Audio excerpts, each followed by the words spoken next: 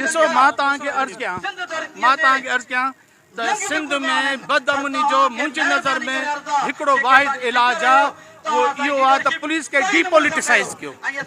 SHO MPA जी मर्ज़ी जो न हुजे, SSP MPA MNA मिनिस्टर जी मर्ज़ी जो न हुजे। IG खे फ्री हैंड ॾियो त SSP वो रखे।